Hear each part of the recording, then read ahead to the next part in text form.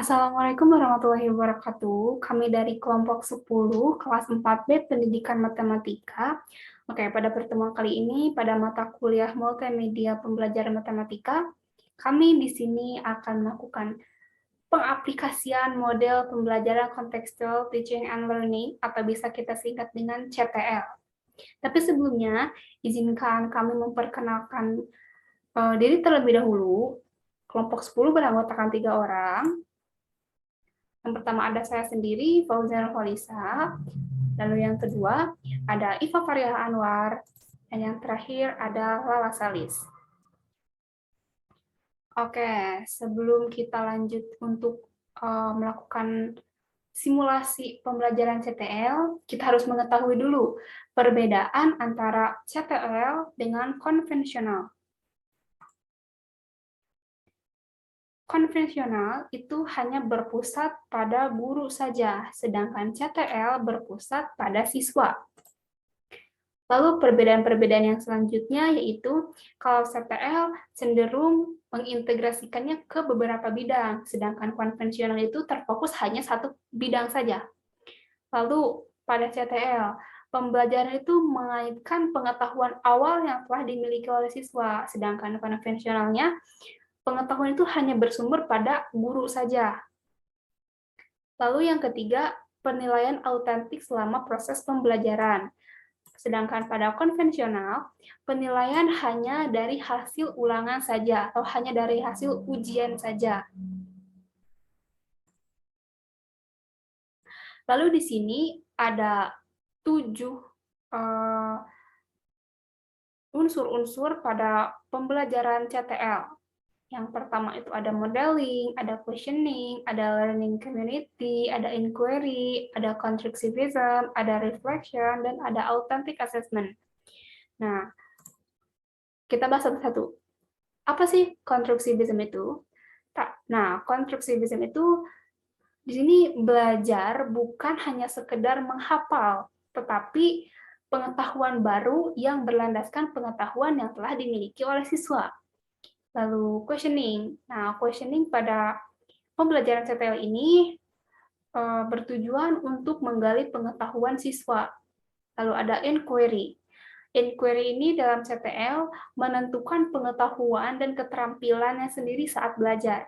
Lalu ada learning community. Learning community itu pada CTL saat proses pembelajaran berlangsung, hasil belajar itu didapat dari bertukar pikiran, baik itu antar teman ataupun antar kelompok. Lalu ada modeling. Nah, dalam proses pembelajaran CTL biasanya ada model. Ada model yang bisa ditiru, baik itu dari guru ataupun siswa bisa dijadikan sebagai model. Lalu ada reflection.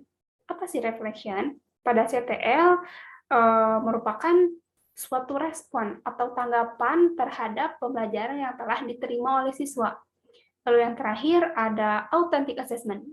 Pada CTL, authentic assessment ini penilaian yang dilakukan dari awal pembelajaran sampai akhir pembelajaran.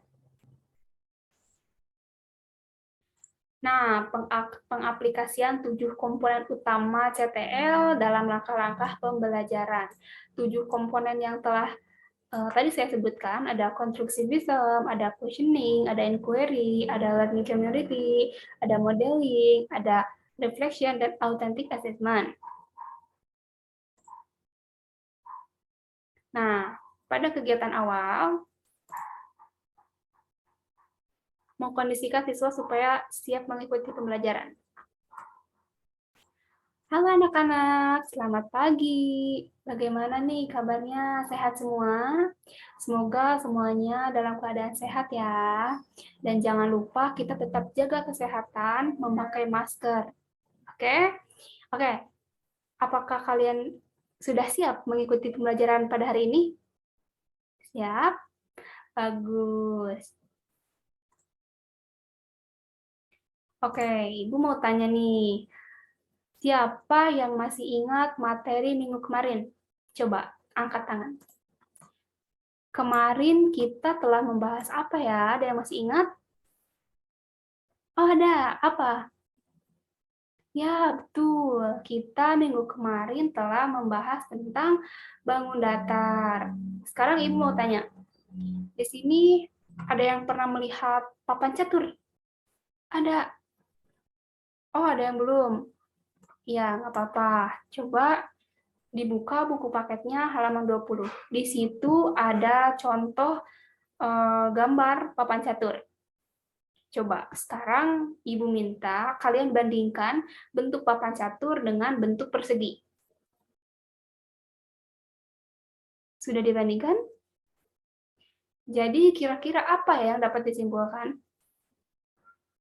Ya, betul, sama. Jadi, papan catur itu merupakan contoh bentuk bangun datar persegi. Nah, jadi pada pertemuan kali ini kita akan belajar tentang ciri-ciri dan sifat-sifat dari bangun datar. Tapi sebelum kita belajar, kita bagi kelompok dulu, ya.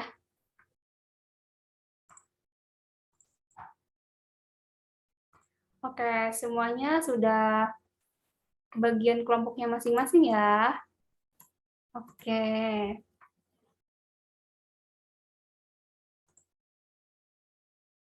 Lalu ada kegiatan inti.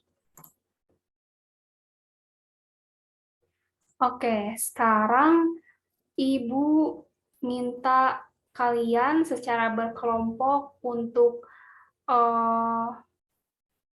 diskusikan apa saja ciri-ciri dan sifat-sifat yang ada pada bangun datar.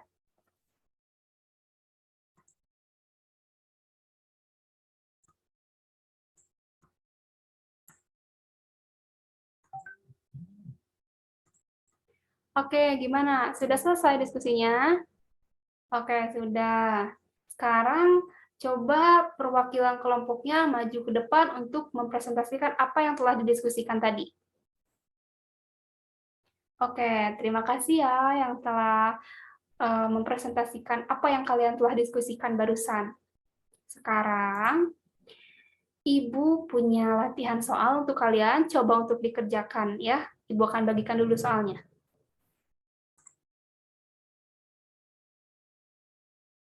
Gimana? Semuanya udah kebagian soalnya? Sudah? Oke. Coba sekarang kalian kerjakan secara berkelompok, diskusikan untuk menjawab latihan soal dari Ibu. Nah, gimana anak-anak? Jadi apakah sudah pada paham dengan materi bangun datar hari ini? Alhamdulillah kalau sudah.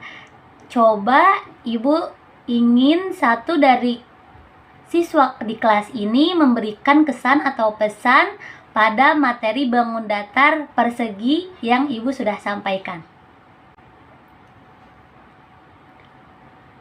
Oke, terima kasih. Nah, selanjutnya kita masuk kepada kegiatan akhir.